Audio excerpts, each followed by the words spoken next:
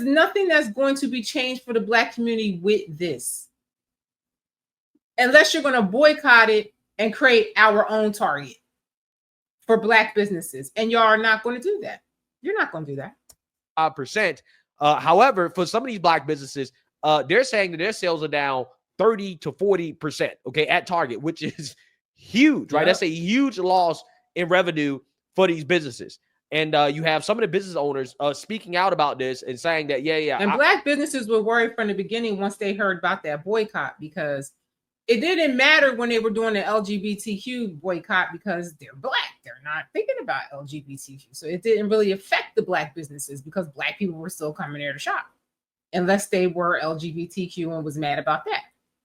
But now Black people that would have shopped there are not coming to buy those Black products. So thus you have destroyed, the Black businesses that are on their shelves, and they have more than Walmart and all these other places that you are supporting. I see Black folks in Walmart all the time. So I don't get this. Our sales, we're struggling. Our businesses are doing terrible at Target. Take a look.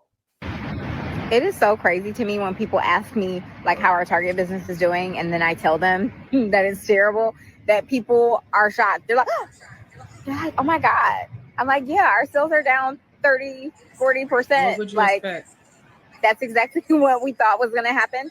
And that's not to say that people should continue or go back to shopping at Target. It's just to say that we knew that there was going to be a huge impact. And in order to offset that impact, it requires people to be really intentional about where they are shopping.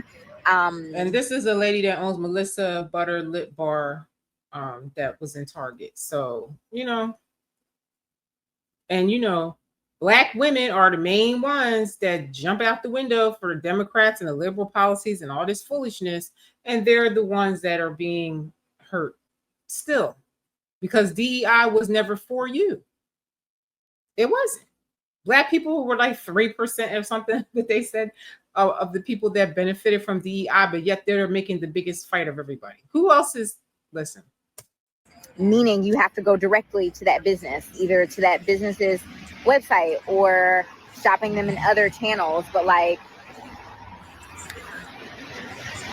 we knew that was going to happen. The question is, can businesses sustain? And they're gagging because the Black people are not going directly to their sites and all of that and buying the products. They're just not buying the products. So this really wasn't a win.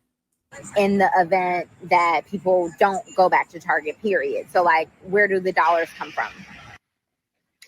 There's so many authors out there whose books have been released, and people may or may not know this, but Target is a huge book retailer, right? That they sell our books. And so because of the boycott, many of our Black authors' books did not sell well because people were not purchasing the books because they're sold at Target. And she's getting ready to tell you how this is going to ruin Black authors' careers forever, thanks to this boycott. Like, more research should be done on how we attack and how we go after businesses and corporations. Because to me, I don't think there's anything worse than the hair care industry as far as money that leaves the community, period.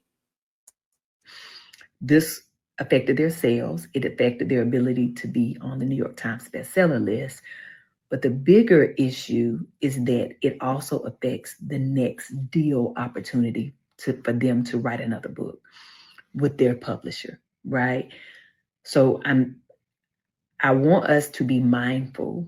I know that we say that, there's a boycott happening. Give us a direct link where we can support you. Please do support. If you don't want to, order from Target. But here's the gag. They're not supporting. They're not showing up to Target, and they're not going to these retailers on their own separate, going to their pages and supporting them. They're just like, oh, boycott, but they're not really looking at the long-term ramifications of what they're doing. And then they're not supplying any other way to help these businesses. I get it. But if they give you a link to buy directly from them, do that. If they say, okay, it's available on Amazon or on Barnes & Noble or independent bookstores. So you guys get where this is going. She's going to go on and on about, how they're suffering and stuff like that. But, that's what happens when, you don't do the research, because people have been saying from the beginning that a boycott of Target might not be cute because Target, carries more Black businesses than any of these retail chains.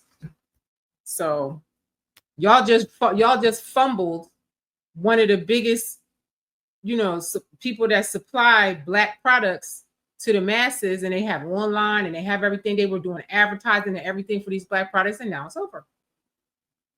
So, hopefully this is a teaching moment and a time to learn for the next time.